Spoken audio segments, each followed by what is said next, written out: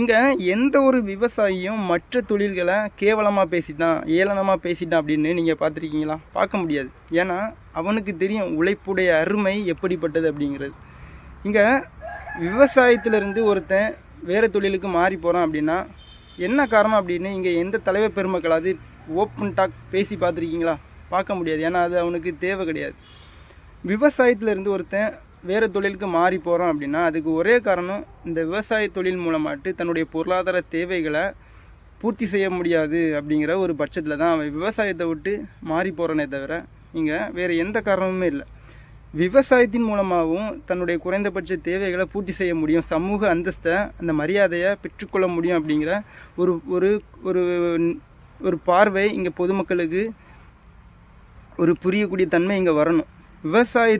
விவசாயம்னா வெறுமனே நெல் மட்டும் கிடையாது, அரிசி பருப்பு அப்படிப்பட்ட எந்த ஒரு சாதனமாக இருக்கட்டும் இங்கே மண்ணில் இருந்து தான் உற்பத்தி ஆகணும்.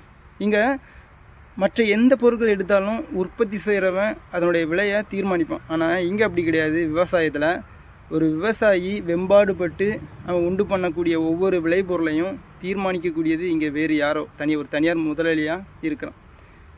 விவசாயமும் மற்ற தொழில்கள் மாதிரி மதிக்கப்படணும், விவசாயத்துக்கு முன்னுரிமை கொடுக்கப்படணும். அதுதான் நம்மளுடைய வேண்டுதல். மற்றபடி இங்கே எல்லா தொழிலுமே உயர்வான தொழில் தான்.